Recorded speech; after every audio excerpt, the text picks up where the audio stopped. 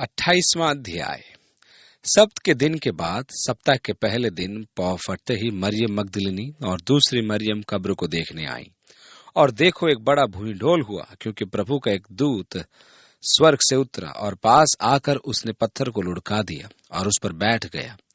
उसका रूप बिजली का सा और उसका वस्त्र पाले की नाई उज्जवल था। उसके भय से पहरुए कांप उठे और मृतक समान हो गए। स्वर्गदूत ने स्त्रियों से कहा कि तुम मत डरो, मैं जानता हूं कि तुम यीशु को जो क्रूस पर चढ़ाया गया था ढूंढती हो। वह यहाँ नहीं है, परंतु अपने वचन के अनुसार जी उठा है। आओ ये स्थान देखो जहां प्रभु पड़ा था, और शीघ्र जाकर उसके चेलों से कहो कि वे मृतकों में से जी उठा है, और देखो वह तुमसे पहले गलील को जाता है, वहां उसका दर्शन पाओगे। देखो, मैंने तुमसे कह दिया। और वे भय और बड़े आनंद के साथ कब्र से शीघ्र लौटकर उसके चेलों को समाचार देने के लिए दौड़ गई। और देखो, यीशु ने मिला और कहा सलाम, और उन्होंने पास आकर उसके पांव पड़कर उसको दंडवत किया। मैं इस शुभ प्रातःकाल के उत्साह और आनंद की कल्पना ही कर सकता हूं, परंतु मैं ये सोचता हूं कि उन्होंने उसके पैर पकड़कर उसे दंडवत कैसे किया होगा, क्योंकि उसने मरियम से कहा था कि वह उसे न छुए, क्योंकि वह अभी तक पिता के पास स्वर्ग में नहीं गया था। यदि हम उसके मूल यूनानी शब्द का अर्थ देखेंगे तो इसका अर्थ है मुझ पर मत लटक। संभव है कि मरियम उसे इस प्रकार पकड़ चुकी थी कि वह उसे मझधार में छोड़कर न जाए। इस कारण यीशु ने कहा था कि मरियम उस पर न लटके, क्योंकि वह न तो उसे छोड़ेगा और न ही उसका त्याग करेगा। जब वह दूर थी तब थी, परंतु अब नहीं। इसलिए जा और मेरा एक काम करके चेलों से कह दे, मैं जीवित हूं। यहां वे उसके पैरों में उपासना हेतु लटकी थी। तब यीशु ने उनसे कहा, मत डरो, मेरे भाइयों से जाकर कहो कि गलील को चले जाएं, वहां मुझे देखेंगे। वे जा ही रही थी कि देखो, पहरुओं में से कितनों ने नगर में आकर पूरा हाल महायाजकों से कह सुनाया। तब उन्होंने पुरनियों के साथ इकट्ठे होकर सम्मति की और सिपाहियों को बहुत चांदी देकर कहा कि यह कहना कि रात को जब हम सो रहे थे तो उसके चेले आकर उसे चुरा ले गए, और यदि यह बात हाकिम के कान तक पहुंचेगी तो हम उसे समझा लेंगे और तुम्हें जोखिम से बचा लेंगे। सो उन्होंने रुपए लेकर जैसा सिखाए गए थे वैसा ही किया। और ये बात आज तक यहूदियों में प्रचलित है। और 11 चेले गलील में उस पहाड़ पर गए जिसे यीशु ने उन्हें बताया था, और उन्होंने उसके दर्शन पाकर उसे प्रणाम किया, पर किसी किसी को संदेह हुआ। यीशु ने उनके पास आकर कहा कि स्वर्ग और पृथ्वी का सारा अधिकार मुझे दिया गया है।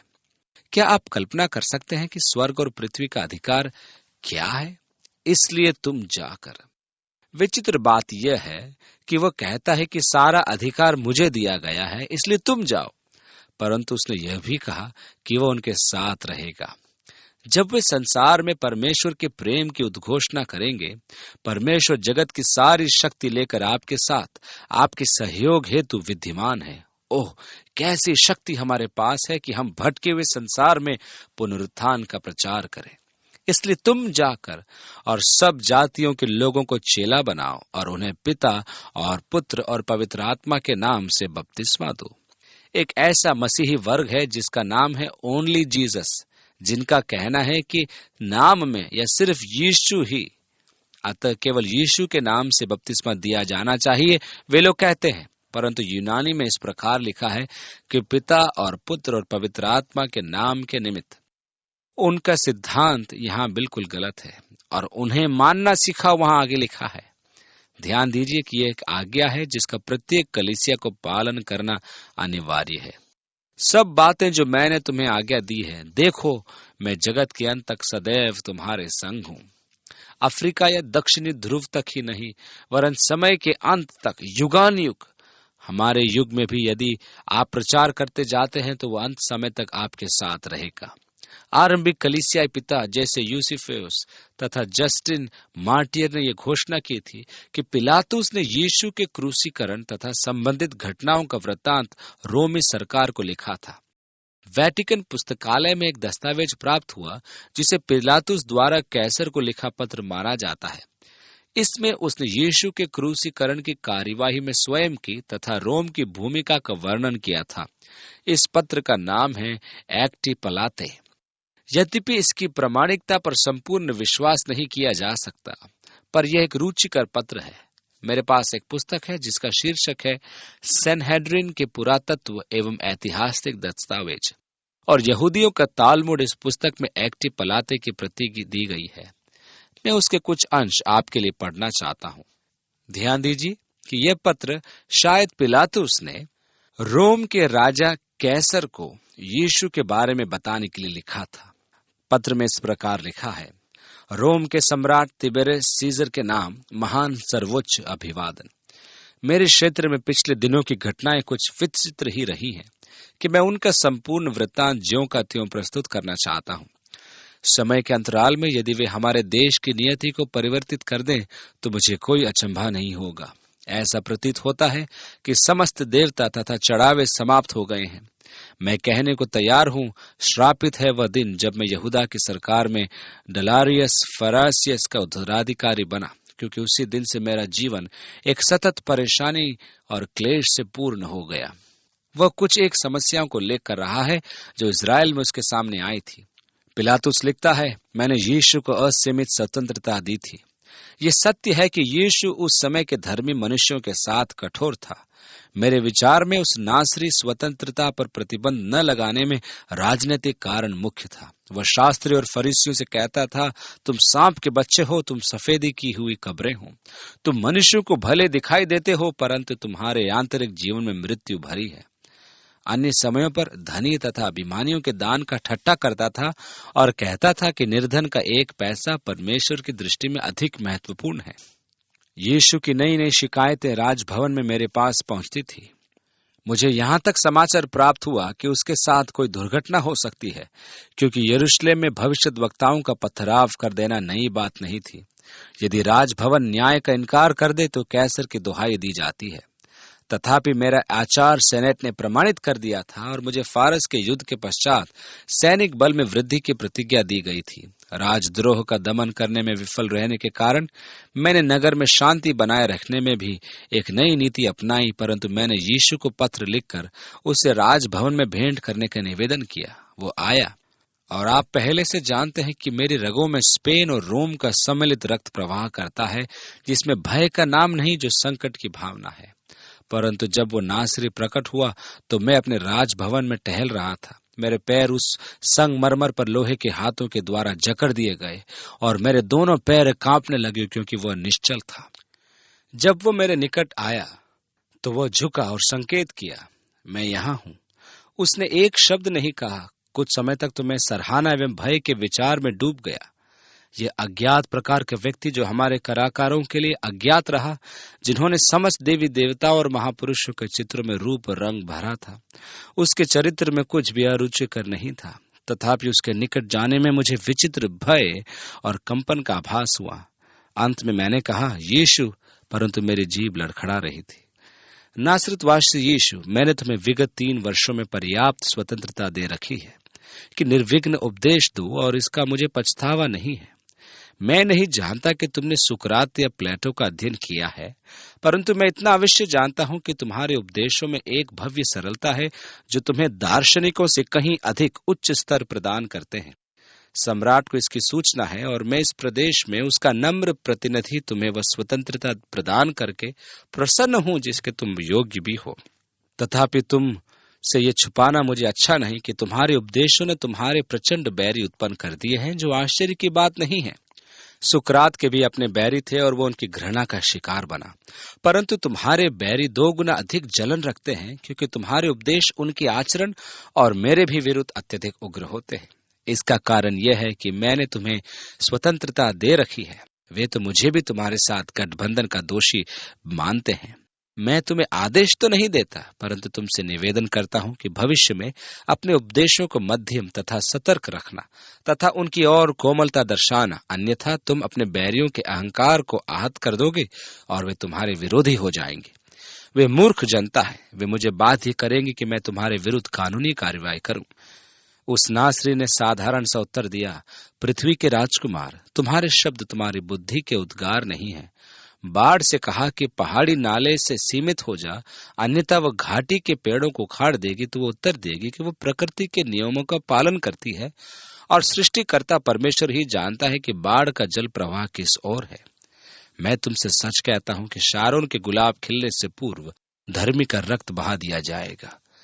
तेरा रक्त बहाया नहीं जाएगा, मैंने अत्यधिक भावनात्मक होकर कहा।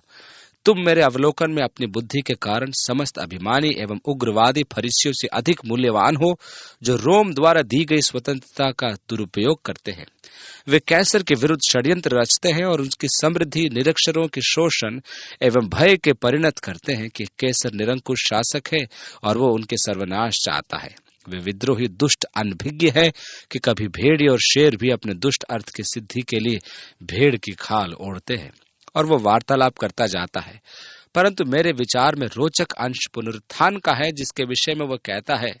चिट्ठी में आगे, राजभवन में लौटकर मैं सीढ़ियां चढ़ने ही वाला था कि मैंने वहां उस नासरी के रक्त के धब्बे देखे। मैंने सित्कार युक्त वृद्ध व्यक्ति को देखा, उसके पीछे अनेक रोमी रोते खड़े थे। वो मेरे पैरों में गिरकर फूट फूट कर रोया। किसी वृद्ध को रोता देखना कष्टदायी होता है। मेरा हृदय दुख से भर गया।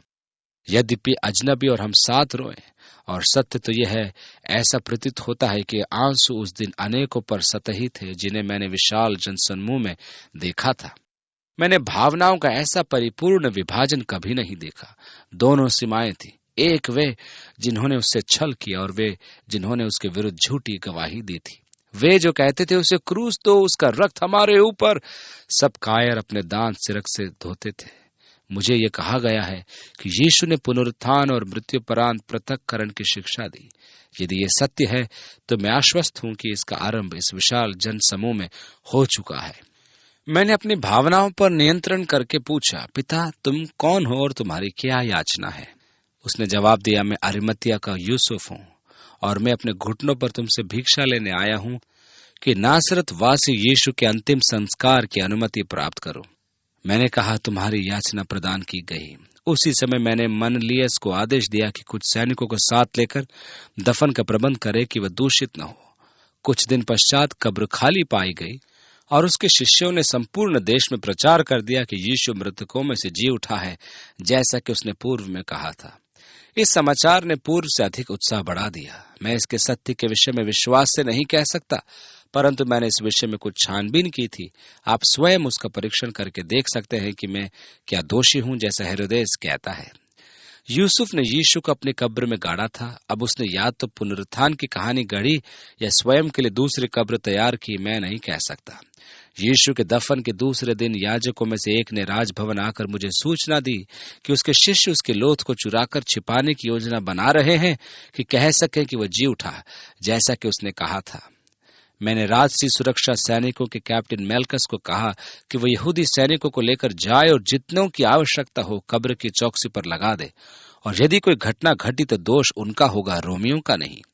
जब कब्र के खाली होने की सनसनी फैल गई तो मुझे ऐसी चिंता हुई जैसे पूर्व में कभी नहीं। मैंने मेल्कस को बुलवाया, जिसने मुझसे कहा था कि उसने सेनापति बेनेशिम को 100 सैनिकों के साथ कब्र पर तैनात किया था। उसने मुझे जानकारी दी कि बेनेशिम और उसके सैनिक प्रातःकाल की घटना से अत्यधिक घबराए हुए थे।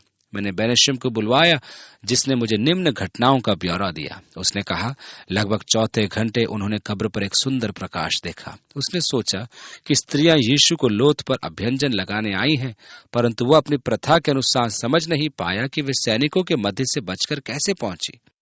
अभी असमंजस में ही था कि संपूर्ण स्थान ज्योतिर्मय हो गया और वहां मृतकों का एक समूह कफन के साथ ही खड़ा था। सब के सब हर्षातिरेक में चिल्ला रहे थे, जबकि चारों ओर तथा आकाश में ऐसा मधुर संगीत था जो हमने कभी नहीं सुना था, और वायुमंडल परमेश्वर की स्तुति के स्वर्ग से गूंज उठा था। इस समय पृथ्वी डगमगा रही थी और मैं इतना रोगी एवं दुर्बल प्रतीत कर रहा था कि अपने पैरों पर खड़ा न हो पा रहा था। उसने कहा कि धरती उसके पैरों तले से खिसक रही थी और वह मूर्छित हो गया। इसके पश्चात उसे कुछ ज्ञान नहीं कि क्या हुआ।